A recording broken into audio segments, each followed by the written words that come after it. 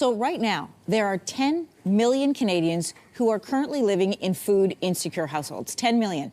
That's the highest number that this country has seen in the last 20 years. Some of these people work full time or they have multiple jobs and they still are skipping meals to be able to afford housing and rent. Food banks, we know, play a critical role to help with this, especially during the holiday season. And Neil Hetherington, CEO of Daily Bread Food Bank, is here to tell us more about what is happening. Neil, good to have you here in studio. Good morning. First of all, how do those numbers translate, this 10 million number? How does that translate into what you see at the food bank? It's what we see every single day. You know, I never thought 8 years ago when I first started at the Daily Bread Food Bank that we would get to the point that more than 1 in 10 Torontonians has to make use of the Daily Bread.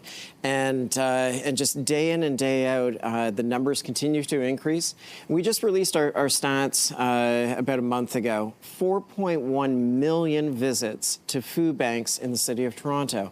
And in a country as wonderful as ours is, that just shouldn't be the case. 1 in 10 means probably somebody you know, somebody maybe that you work with, is having to make use of the food bank right now. Absolutely.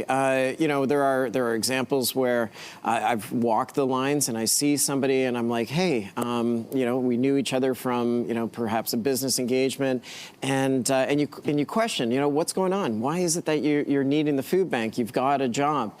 But the reality is things have changed significantly. We have seen that 60% have university or college education as their background. More than 50% have full-time employment, and yet they need the food bank. That social contract that we used to have of you get an education, you get a job, yeah. you work hard, you'll be fine, is not the case anymore. So people are looking to help this time of year. I just finished asking you, like, how are you guys set up for this holiday season? It's been really hard. We used to have to raise about $8 million per year. Now it's $40 million per year. And all that does is maintain our service levels across the city of Toronto. So it's been difficult. Yeah, listen, I've been doing food bank stories for over 20 years. And I learned some things in a tour that you gave me recently at the Daily Bread Food Bank. And one of them is the importance of cash, which we don't think about. We think about cans. Tell us how cash is used at the food bank. Well, it goes much further. It's still great when people donate food and drop it off at any fire hall, and we appreciate that. But when we have cash, it goes much, much further. As an example, there's an Ontario tax credit that gives farmers a tax credit for donating their crops to food banks. And so for about $1,800, we'll send a truck down to southwestern Ontario and pick up 56,000 pounds of fresh fruits and vegetables. Fresh fruits and produce, which is the stuff that is often missed. And so that now is actually by far the majority of what we hand out at the food bank. It's fresh food. Those numbers that you and I are talking about, though, aren't holiday numbers. Those are everyday numbers. So tell me about the press that comes during the holiday season. Well, so during the holiday season, that's a time where people are, you know, often they're thinking about how grateful they are, how blessed they are, and so they're contributing more to the food bank because they know there are so many people who just don't have that on their plates.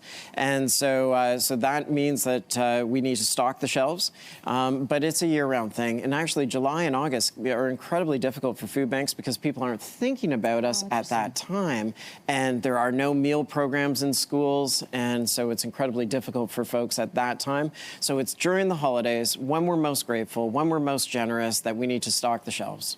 Yeah, and it's very easy to go online. I mean, a lot of people are online right now for Cyber Monday. It's just as easy to pull up a website of your local food bank, make an easy, quick donation, and the money goes a long way.